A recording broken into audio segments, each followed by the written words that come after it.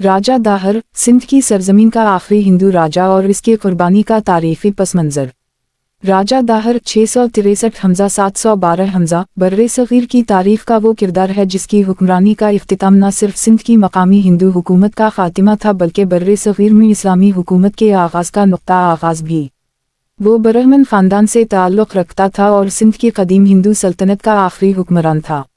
मौजूदा पाकिस्तान के इलाके सिंध के शहर अरूर, जो अब रोहड़ी के करीब वाक़ है, इसकी हुकूमत का मरकज़ था।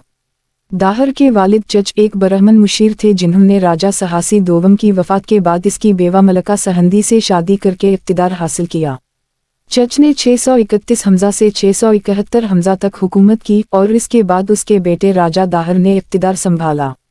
चच के दो बेटे थे, दाहर और धरासी। दाहर ऊपर सिंध अरूर पर हुक्मरान रहा जबकि धरासी लोअर सिंध बरहमन आबाद का गवर्नर था। सिंध की रियासत और अरब हमले। राजा दाहर के दौर में अमवी खिलाफत एक मजबूत अरब सल्तनत में तब्दील हो चुकी थी। इस्लामी हुकूमत का दायरा फारिस, शाम, इराक, शुमाली अफ्रीका से बढ़ता हुआ बर्रे सगीर के दरवाजे तक आ पहुंचा था। इब्तिदाई हमले सिंध पर खलीफा अब्दुल मलिक बिन मरवन के दौर में हुए, लेकिन उनमें अरब फौज को पसपाई का सामना करना पड़ा। चचनामा, जो 13वीं सदी में फारसी में तर्जुमा हुआ और असल अरबी मतन ज़ाया हो चुका है, और अरब मुअर्रिख बलाज़री किताब फतू अल-बलदान के मुताबिक दाहर की फौज ने दो इब्तिदाई हमलों में अरब कमांडर ज़ुबैदुल्लाह बिन नहब और बदील बिन तहफ़ा को शिकस्त दी। इन हमलों में दाहर के बेटे जैसी की क़यादत में सिंध की फौज ने अरब अफवाज को पसपा कर दिया। मुहम्मद बिन कासिम की मुहिम और सिंध पर हमला। 711 हमजा में हुज्जाज बिन यूसुफ के भतीजे मुहम्मद बिन कासिम को सिंध पर हमले का हुक्म दिया गया।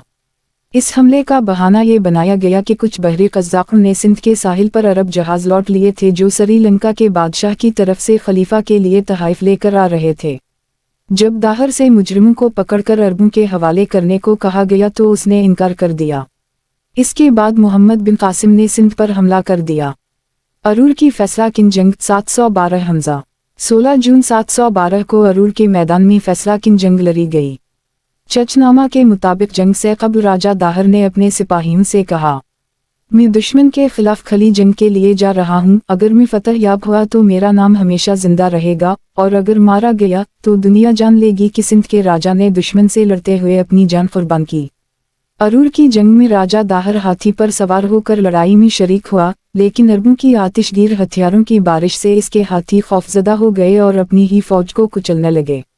दाहर मैदान में उतरकर तलवार लेकर लड़ा, लेकिन एक तीर उसके दिल में आ लगा और वो मारा गया। इसका सर काटकर हुज्जाज बिन यूसुफ को भेजा गया। राजा दाहर की शख्सियत और मकामी तासुर। तारीख का ये पहलू काबिल तवज्जो है कि राजा दाहर को अरब और इस्लामी मुअर्रिखीन ने उमूमन एक शिकस्त खुर्दा काफिर हुक्मरान के तौर पर पेश किया, जबकि सिंध और ख़ास तौर पर मकामी हिंदू रिवायत में वो धरती का बेटा और कौमी हीरो माना जाता है।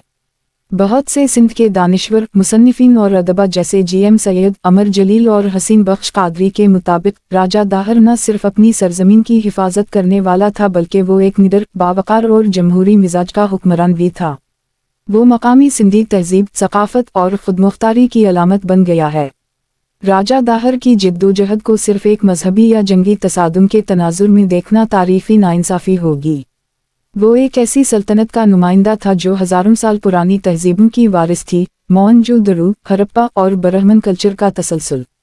मुहम्मद बिन कासिम की आमद ने जहां इस्लामी हुकूमत की बुनियाद रखी, वहीं एक मुस्तकिल साम्राज्य असर भी शुरू हुआ जो मकामी सियासत और सकाफत को मुतासिर करता रहा। दाहर की शिकस्त दरअसल इस धरती की खुदमुख्तारी के खात्मे और एक नए बैरूनी सियासी व तहजीबी दौर के आगाज़ का निशान थी। राजा दाहर की तारीख सिर्फ एक शिकस्त खुर्दा हुक्मरान की नहीं बल्कि एक महबे वतन सपूत की है जो अपनी सरजमीन की हिफाजत करते हुए मारा गया। वो सिंध की मिट्टी का वो फर्जंद था जिसने इज्जत व वक़ार के साथ जान दी मगर गुलामी कबूल ना की।